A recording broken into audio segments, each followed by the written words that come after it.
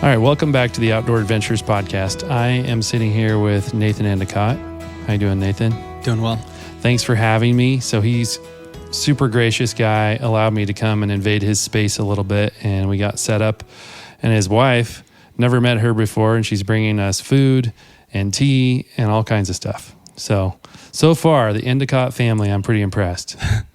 Yeah, my wife is a sweetheart.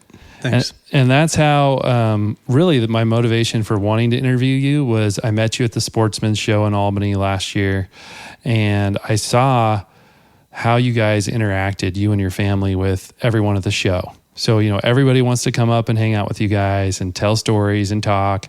And just the human in me was going, man, that's got to be kind of tiring, 3 days of everyone coming at you.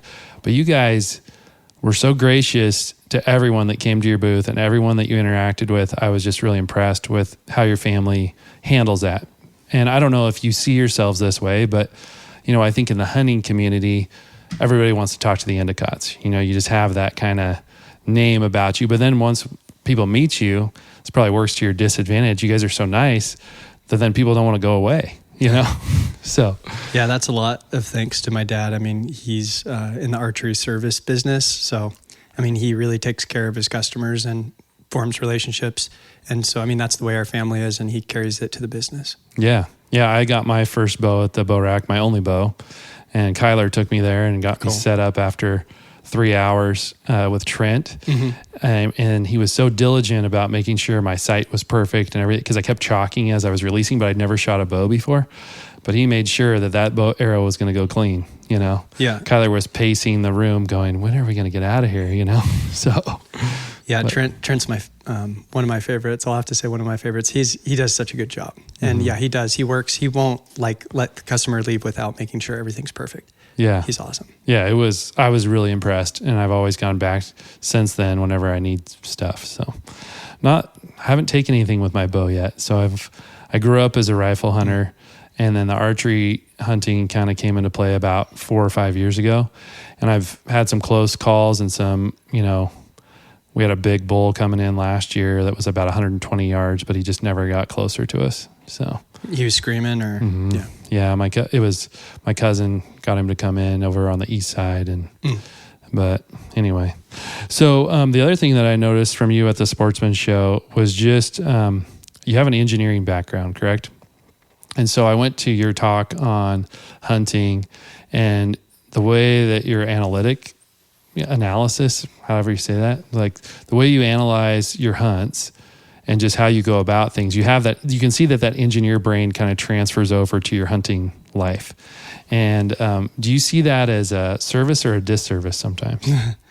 I don't know. That's a good question. I obviously love to do research, and I do that in my work. So I'm a civil engineer, and a lot of the work I do at a water industry is at a water utility, and within the water industry is to research the best products, what's new and available, and how to do design work better. So I'm constantly recommending alternatives and things like that. And I have to really read specs and make sure everything's like perfect and tight before we bid out. So that carries into the work I do. And when I was asked to speak at the Sportsman Show, I thought it would be neat to just kind of showcase the blacktail opportunity across the West. Blacktail gets overlooked a lot, and I thought it would be a neat opportunity to talk about that and where I found opportunity, because it's kind of dissipating for mule deer, and a lot of folks like the mule deer opportunity across the West, but that is being reduced. So blacktail, there's still opportunity right now in the West Coast states, and I just wanted to talk about that. So I broke it down at the regulation level, and then highlighted the key differences between the states and how you could structure some hunts to do them all. Yeah, it was really good. I mean, when I sat there listening to you, I was like, man, he thought of every little detail and he's sharing it with all of us, you know? So you did a really good job. And, the other thing that kind of drew me to you was watching your video with your wife from her blacktail. And I just shared that I just got to meet her for the first time, but just shared with her, like, that video to me brought some of the things as hunters, like oftentimes we see the really polished cuts and the perfect videos and the editing that comes into play. And it was a really cool hunt, and you guys show a little bit of the ins and outs of why you do what you do. But, like I said earlier, you guys both saw the buck bedded, and then when it stood up, she couldn't see him right away. And you could just hear that excitement in your voice of, he's right there. You got to shoot him. And frustration. Yeah. I mean, there's always a little bit of that, Yeah. but when you're the guy I was shared with you, when we saw the blacktail this year, my son couldn't see him. I mean, especially with blacktail, I feel like, because they freeze, and if you aren't looking in the exact spot, you're not going to see him unless you're the one that saw him, but you guys ended the hunt with success, and I got, getting to see that celebration between family members is always really neat to see. Because I just showed you the video of my son after he killed his buck. I handed him my phone, and all I wanted to do was hug on him and celebrate. And he was complaining about his ears ringing so bad that he couldn't really do that with me. So I had him shoot a 6.5 PRC, which might have been a little too big a gun for a 12-year-old. So that's kind of Dad's fault. Yeah, that was really neat. And I mean, I want to involve my family as much as possible. And it is hard. We have 4 kids. And so we had 3 of them on that day. And so pulling that off was just like a minor miracle. Yeah. And it's like a high pressure area. There was trucks everywhere. And we even had like spectators, like a couple hunters watching us, like as we got down and got in position to shoot the buck. And then they helped us because we had all the kids with us, of course. And I just took my one son, Aya, down to the buck to recover it with my wife. It was very interesting, not the way I typically hunt, but just I have to be willing to adjust and adapt to be able to include my family and make sure it's fun for them. Yeah. And so I was pushing the double bob with the baby on my chest, who was 1 month old. Yeah. And kudos to my wife for even wanting to go, with a 1 month old. And so we made it happen. It's a pretty funny video. That's impressive, though, honestly, because you don't see that behind the scenes that you're juggling the whole family too. Yeah. My cousin's wife came on our last Eastern Oregon hunt, and when I got my buck, I was in the bottom, and she had her baby on like one of those baby Bjorn backpack type things. She came cruising down that hill with the baby on her back and cruising all the way back up, and then she did the same thing with her buck. So it's amazing that what these ladies are willing to do to kind of support. But I mean, your wife's a hunter as well. Yeah. So yeah, she really loves the whole process, beginning to end. And getting into hunting was really hard to not really grow up doing it. Her dad hunted, but she didn't. So then to kill an animal was a huge first step. So she wanted to see me do it. So she was with me. It was hard. She got over it. And then after the patience and work involved with bow hunting, she finally I really want to get something. And that was the change for her. And then now she just wishes she could go more often. Yeah. Well, the thing of it is too, with the animal part of it, all of us love to get out there in the pursuit of the animal.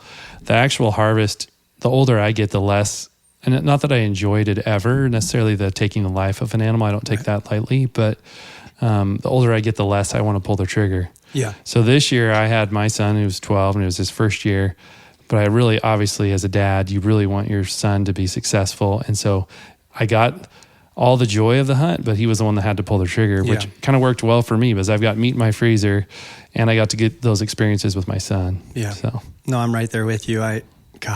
My son, he's obsessed, wants to go all the time. And I started doing some shed hunting and I took him and he found an antler. And I took him again and he found a set. So he thinks every time we go out hiking, you find antlers. Right. And it's not really that easy, but it is neat to see. It's way more enjoyable for me to share it.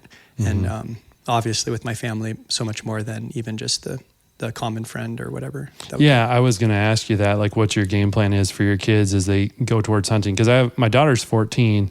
She had no desire. I asked her, hey, do you want to go on the hunt? You're more than welcome, and I can start buying you points at 9, and like I did with him. And she just doesn't want to do it. So, but my son has taken to it. So yeah. That's a good question. So I come from kind of a split family, mom's side, dad's side, and mom's side didn't hunt, but there was family members that were really into hunting. And then dad's side obviously hunts, and I have a lot of siblings. So I got to witness how each family was different and how my dad involved the kids. And he's always really all about and encourages taking youth and kids hunting to introduce them. Very involved with that. So I got to kind of witness that and what some of my sisters, maybe didn't want to have anything to do with hunting. So I feel like there's a good balance there that I've learned to influence the way I want to bring my kids into it. And for starters, it's like, I want them to have fun. I want them to associate going out in the woods with a good time, not such a hard time that they resent it, and especially the women. So like my daughter, I've only taken her out when she wants to go, and she makes it very clear when she does and doesn't. And she's very articulate, very smart, and she's just turning 7, so she's very young, but she knows exactly. And there's been times where she's like, hey, I really want to go bear hunting. And that's the one thing that she keeps repeating. So I think at some point I'll revisit it with her, but I'm definitely not like pushing it. Now my son, he begs and cries to go. And I have taken him hunting, and I almost got a bull last year with him standing at my feet. So it's different. It's the motivation. I kind of let them tell me what they want to do. And then, of course, make it as fun as possible. Because for a child, I mean, they don't remember much other than the feeling they had. Yeah. And if the feeling is me getting mad at them for screwing it up, like, probably not going to want to go. And that's all. I mean, they just know how to hunting's hard. Yeah. You know, you got to be quiet. You got to patience. You got to be able to step over logs. And so usually they're either in my backpack or I'm helping them the whole time. But I love that they really get the dependence on you. They really, understand that, I've got to be with dad and I've got to keep up, or not just keep up, but depend on him to help me get through to today. And at home, kids can be unruly at times. So it's really neat to take them outside, and then they get it. It's like, it's not easy. It's not home. Yeah. It helps them understand why you do it too, I would guess, because they get to see some of that joy that you've experienced. And well, it sounds like you're going about it the right way. That's good. Cool. The kids should be amped up. Yeah, I've got a lot of kids, so I'll tell you in 20 years if it worked or not. Yeah, exactly. I'm sure I'll find out before then. Well, let's talk about this year. So, you've hunted, we were just counting the states. And so it was 4 different states. So it was Washington, California, Alaska, and Oregon, correct? Yeah. And just wanted to kind of know your motivation behind those hunts and because you had a really good year last year. You got your drop tine buck, right? And so I watched that video, and that with you and your buddy killed those nice big bucks on the same day. And that was kind of like, man, this is going to be a tough year to follow. Yeah. And then you follow it up with what you were able to do this year. So why don't you kind of lead us into that and set the table for what this year looked like? Yeah. Yeah. So last year I went to California for the first time, and it was brutal. Like, I hunted between scouting, I think I scouted 3 different trips, total of probably 7 or 8 days, and then hunting during the archery season, and then it rolls into a rifle season with the same tag. So I was able to hunt on a few trips, like 5 or 6 trips, 3 to 5 day trips. And so I don't know the number, but 28 days of hunting in California to have nothing. And folks don't really know. I don't put out stats really. I don't share every trip. I don't make it obvious what I'm doing. Yeah. But there's a lot of background that's not seen, and so it was very brutal. And then Oregon elk, I came super close multiple times. I had my son with me at my feet when I hit a bull in the shoulder, and it was moving, and so the arrow didn't get any penetration. And that was kind of a heartbreaker, because I really wanted to get a bull with my son, and that bull's completely fine. I saw him a few days later. And so there was just like hunt after hunt. The Willamette unit, I was right here. I drew the tag. I hunted a lot of days and a lot of half days because it's local, and did not get it done. And it was just thing after thing after thing. And then the late hunt comes around, and I had like almost didn't recover the buck. And I show that in my Overcome film, and also a little bit in the film with Wyatt that's called Pinnacle. And so I just wanted to be transparent in that hunting doesn't always go your way, especially with archery. It's really difficult. You make judgment calls. Sometimes you make the right decision, sometimes you don't. And then with all of that effort just to have the one buck, of course it's like a buck of a lifetime, but you don't really get the sense of like how much time I'd put in, and the sacrifice at home, and my wife willing to help me do those hunts. And I just wanted to come home with more to show for it, and I didn't. So going into, so the Sportsman Show happens, and I talk about all these states. And it was just kind of eating at me that like I didn't get it done in California, and I tried so hard. I put all my effort towards California. And didn't you saw a really big? You had an opportunity at a really big buck there. I missed what would be a world record with a bow. Because I think one of your films, you talk about it on camera too, and tell us like, I just missed this giant, and you can just tell the disappointment. You know, I mean, obviously that's part of the deal, right? But yep. It's a non-typical buck, and the current world record, Pope and Young, archery, velvet, non-typical Columbia Blacktail it was like 157. And this buck, I look at it a lot. I have film of it. You can judge by the ears, the body size, all of that. The buck's in the 170s, and he's symmetrical about his non-typical frame. So that's a scoring machine. So it's like a 135 4x4 with like over 30 inches of extras. It's hard to believe this animal exists on public land, and something that I had to myself. Like, I screwed it up all on my own. There's just me and this buck, and I rushed it. And anyway, I get down. The buck had double backed on a trail it was on that I saw it when glassing. So I was on a stalk, didn't know it double backed, and it bedded where it could see where it just came from. So I was looking and gridding through really an open burn hillside where the buck had been last, and he was watching me. And so then when I finally saw it, the buck was alerted, and it was going to jump. It was going to go at any time. And I hit a limb. The tree kind of arcs from the heat from that burn. And so I thought I was below the tree limb. I shoot, and my arrow, I just see it perfectly kick up. So it sent into outer space. And last time I saw that buck. So it was a heartbreaker. But that also probably motivated you for going back to California. I would think that might have been a little bit of the motivation. A lot of motivation from that. I wanted to find that buck, never found him. I put up a couple cameras, which I don't do. And I just wanted to see if he was in the area again, and he never showed in that area. So it's massive country. Could be anywhere. Yeah. Odds are he's still out there, I would guess. I hope so. Yeah. So California. So there was motivation from that. I was talking about California, Oregon, Washington, and Alaska in that talk I gave at the Sportsman Show. I was walking through all the details. I have done Washington one other time, and it's modern rifle. And so with a rifle tag, I rifle hunt. I don't normally rifle hunt, but I'll do it when I have a rifle tag. So anyway, in talking through all of that, I also had planned Alaska. Alaska was in the books. It'd been like a 3-year planning process with a buddy to go up to Alaska and do Southeast for Sitka Blacktail. And you released that film not too long ago. Yeah, just it's a few weeks good one. ago. Yeah. And I've hunted Sitka Blacktail on Kodiak, and the Southeast experience is way different. There's a lot of timber. You're hunting more of an alpine. It's early as opposed to a late hunt. So the bucks are in the velvet. There's a lot of technical difficulties with hunting this high alpine terrain, steep cliffs, timber, brush, bugs. So there's just all these things that would be a much cooler experience to me. Like, hard and unknown is the cool experience to me. It's just not a give me. There's a lot of work involved. And so I was able to make it happen up there. Is that part of your motivation for going to these other places, is just to challenge yourself more? Is that what drives you a little bit? I think so. Yeah.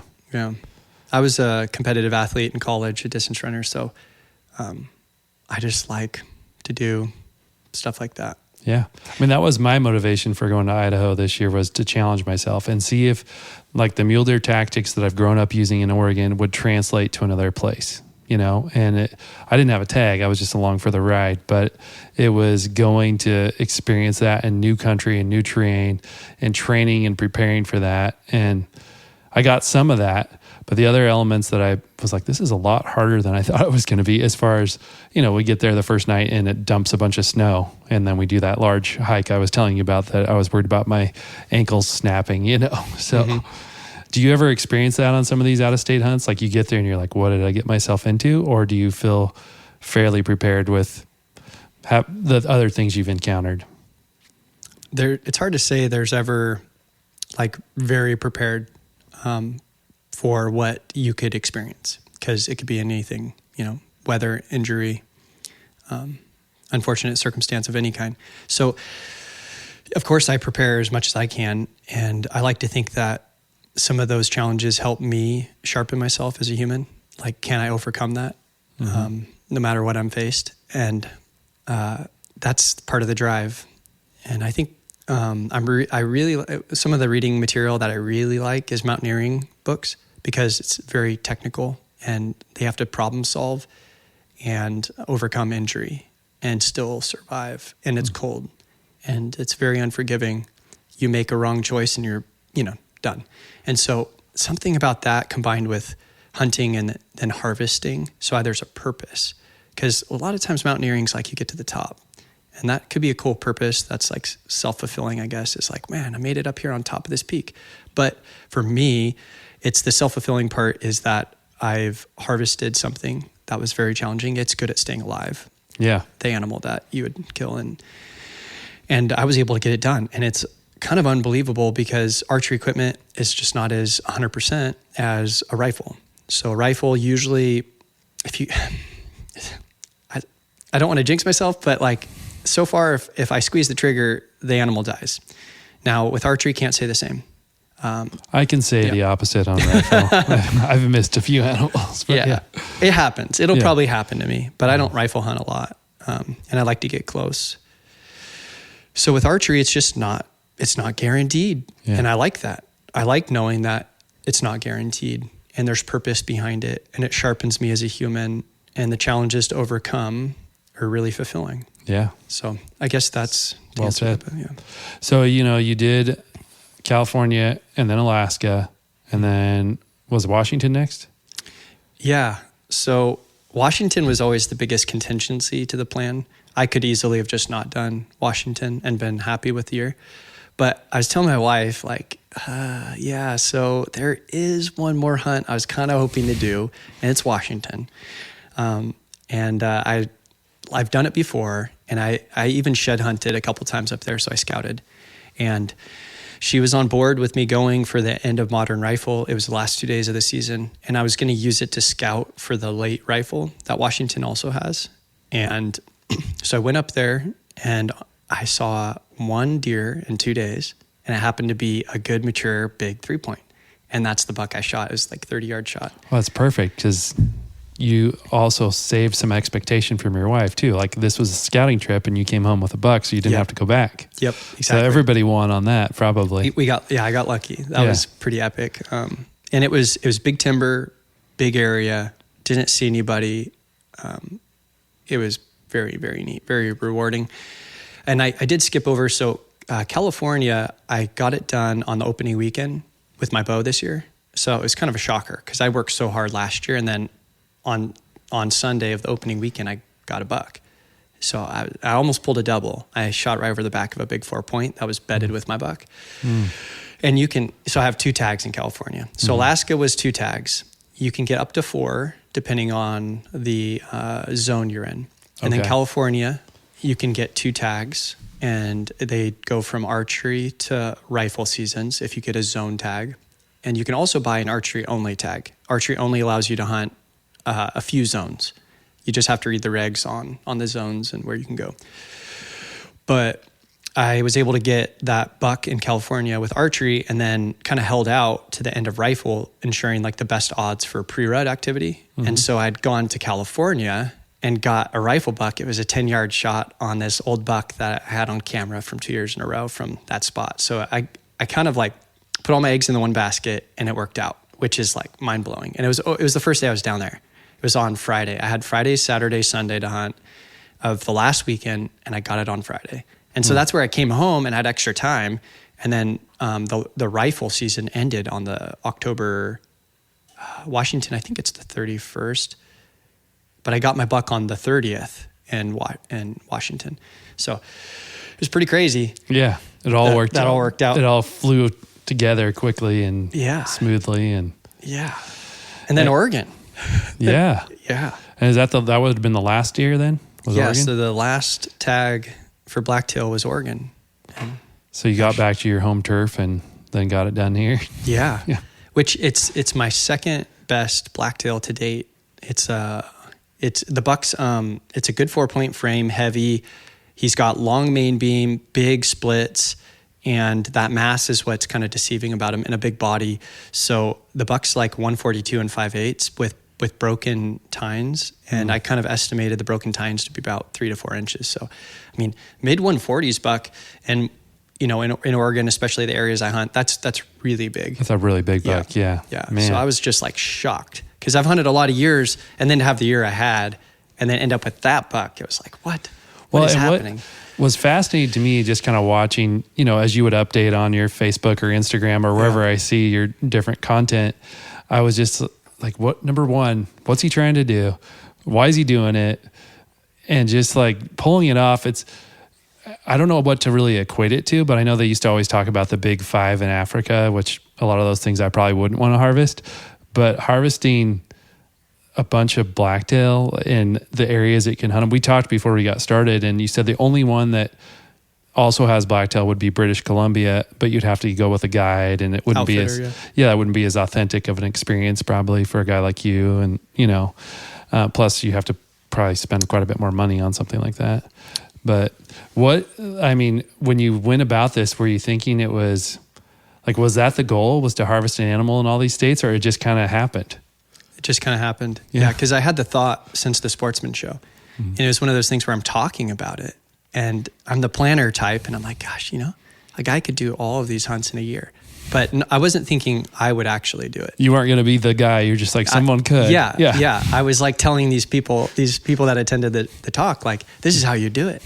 And so with having a wife, a family, 4 kids, and not wanting to be away from the house for too long, that's where I really didn't think I was going to be able to do all those hunts, period. Not necessarily even filling the tags, because I just wanted to do them. I didn't even expect to fill tags because I don't want to shoot just anything. Like I want to only feel good about what I'm doing. And for me to feel good about it means it's a mature animal or one of my best so I was not going to fill my Oregon tag. Yeah. I was just going to go out, and I wanted to hunt every day of the season. I do talk about it a little bit and I'll eventually make a film, but I just wanted to have a good time.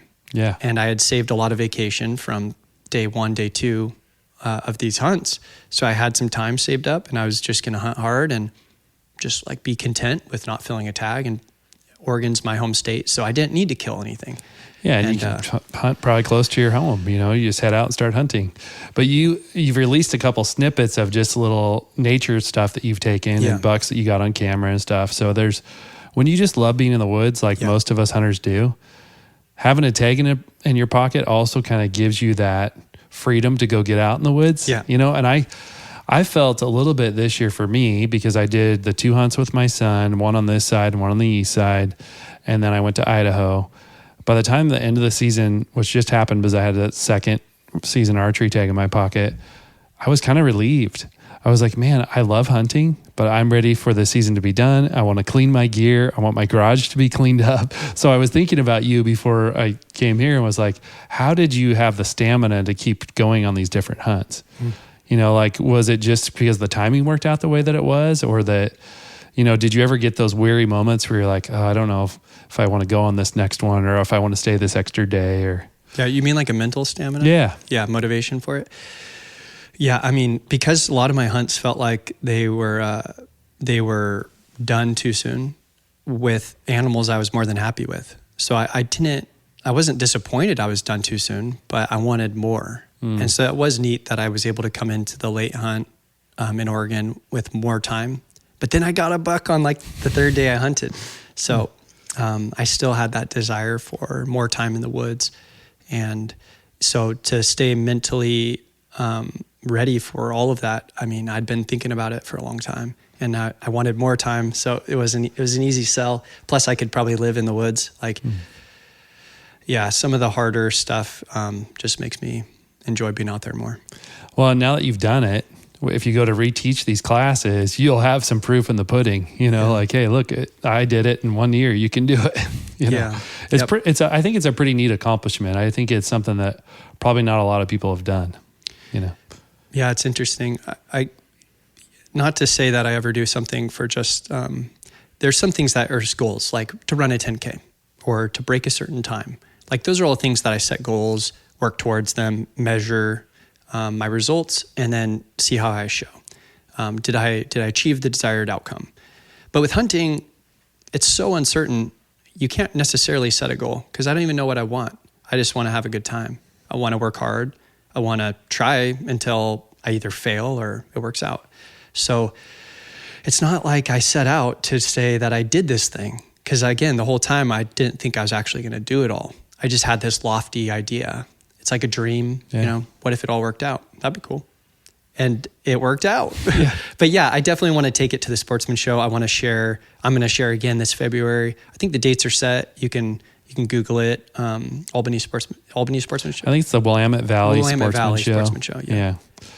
But yeah, it's February, I think, usually. And I think the title is like West Coast Blacktail, and then how to hunt more blacktail, something like that. And extend I'll talk about your blacktail season. Yeah. Yeah. And so I'll talk about all those states and just how to logistically like pull it off. So I grew up as mostly a mule deer hunter, even though we have blacktail in our backyard, and the house I'm in now has blacktail that come in every day. And, but we just always hunted mule deer. I mean, that's what my dad did. And so that's what we did, and we'd go over there, and you used to go like every other year, and then tags got harder and harder to get. And now we know we're going to go through some changes in 2026 to all that as well, which hopefully all that works for the better of the population and the animals, but I never really blacktail hunted, and my cousins all did. And they always talk about how great blacktail was. And they harvested some nice bucks over the years, and they'd take me to some of their spots, and every once in a while we'd get a buck, but I just never got the bug until this year with my son. So seeing those blacktail, we walked past, I guarantee it, a buck this year that was just frozen and staring at us in the fog. And I saw the double white patch, and I knew there was something, and I glassed it, but we decided to make a play in towards it and then could never see it again. And I know 100% it was a buck, because when we harvested the buck later, it was the exact same visual, know? And I got this whole new, like I finally had, and I'm 45, and I finally had this aha moment with like blacktail hunting is awesome, and it took a long time for me to kind of drink the Kool-Aid, and I'm fully on board now. I mean, it was, when it actually works, is because they're so difficult to see. I think a lot of people probably walk past them. Like they're very smart. Whereas mule deer, they have a lot more open country. They will freeze for a minute, but then they always start moving again. Yep. Blacktail seem to just like freeze and not stop freezing, you know? And so that was what I learned this year, Yeah. No, and you definitely nailed it. So in my experience, the terrain and the predator that the animals had to adapt from kind of drives what they do after they see you. So blacktail are used to watching their predator, whatever is trying to kill them, walk by, not see them. So they're more likely to hold and watch you go by. Now, if you focus in on and then advance towards, like they're going to run. Mm-hmm. But if you're making them nervous. Yeah. If you hold real still or even kind of like sidestep towards them. Don't make eye contact. And look away. Mm-hmm. There's some does that I always kind of practice on, like whenever I'm hunting, if there's a doe and I know a buck's not in the area, I'll kind of practice. I'll stand around for a long time and not look at them and just let them see me. And then I'll take some side steps and look away. And then after a while, these does are coming to me and just wanting to be curious what I was. And they weren't alarmed. So now deer that have been shot at or chased, like they run like they've been shot out of cannon. So, but deer that are not super familiar with humans will be very curious. We're going to start calling you the deer whisperer. You're like the Jane Goodall of the black-tailed deer, Like that's probably a reference that's before your time. Yeah, but she was the chimpanzee lady, and so she lived with them, and then eventually they kind of just would get used to her and come right up to her, know. Yeah, I remember that. So, yeah.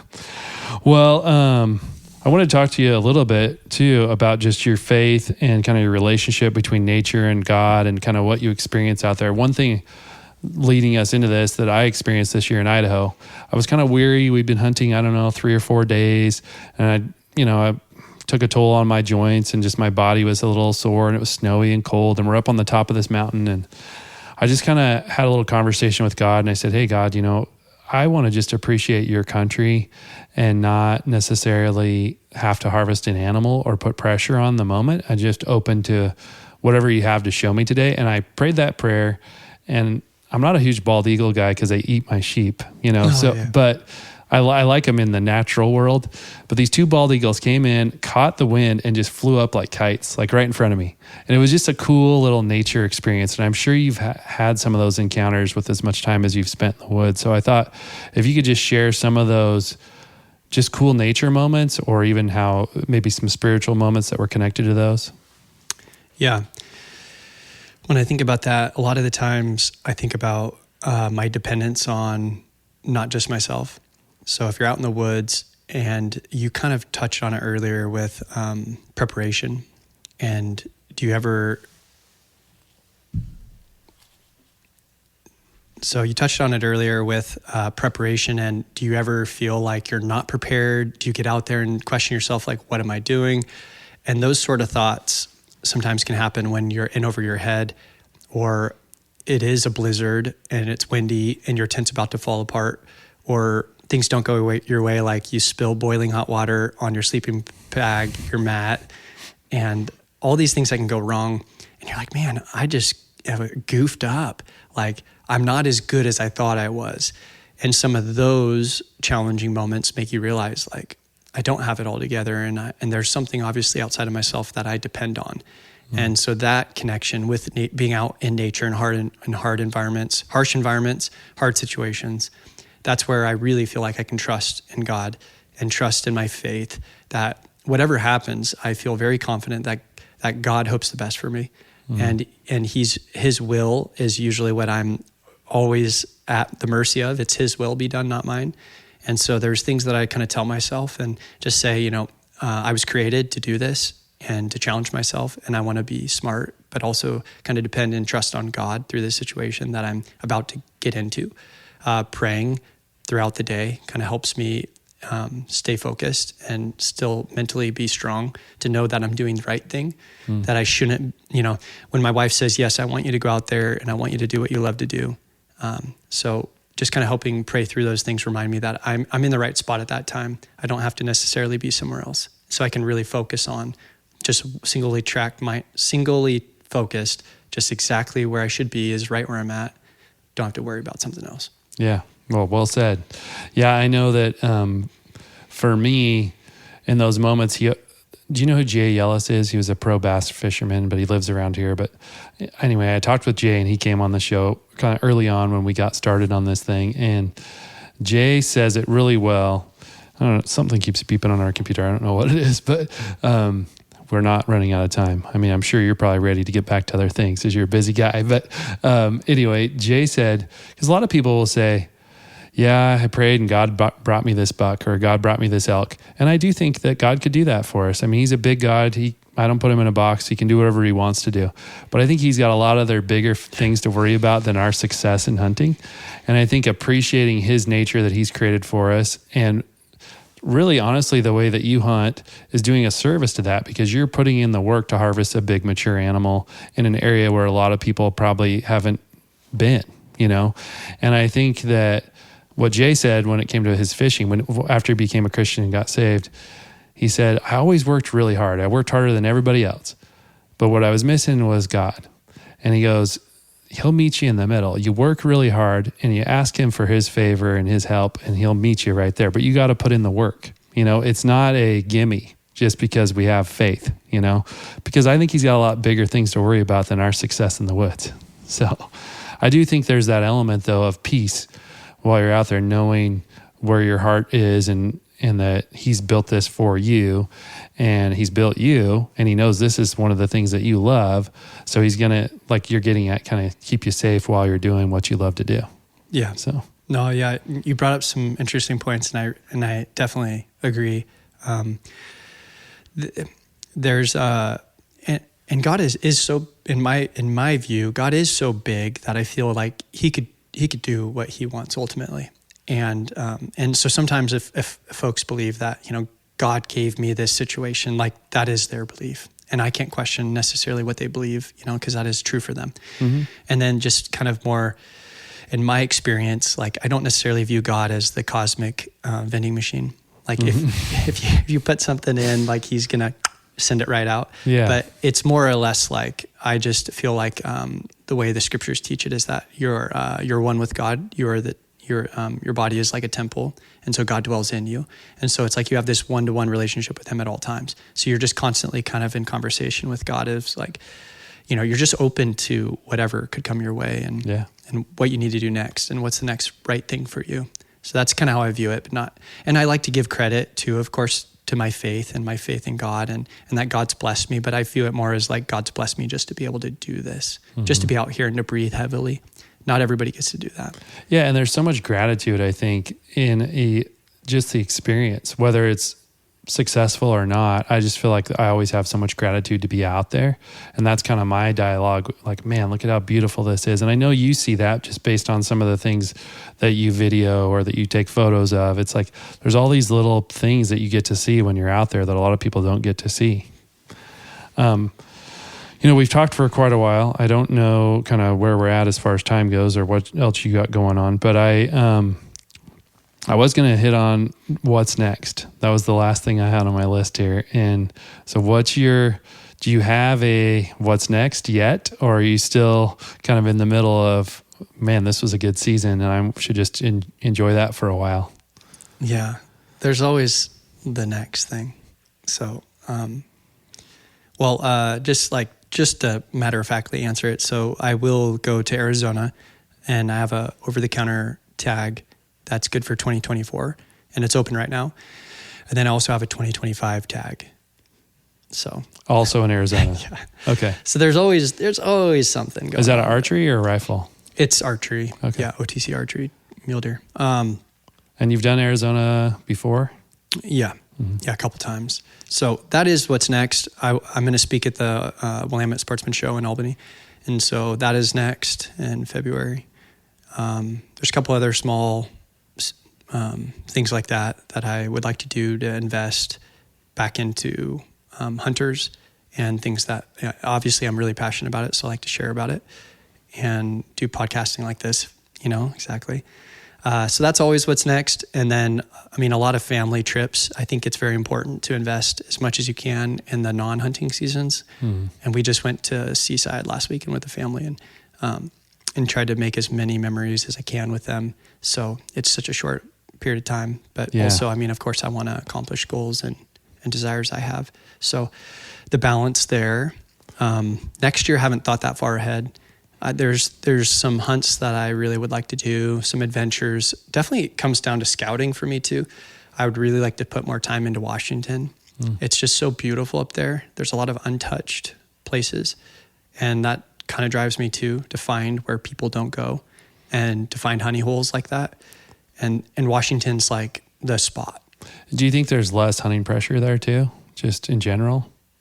Or if people are more focused on elk or mule deer or something? Or like, I personally don't feel that blacktail are in trouble. Like, I do think our mule deer have some challenges to get that population back to where it needs to be. And that's a multifaceted issue. We could have a whole podcast on that, but I personally feel like the blacktail are doing pretty good. Yeah. Seems like there's a lot of them. Yeah. There's just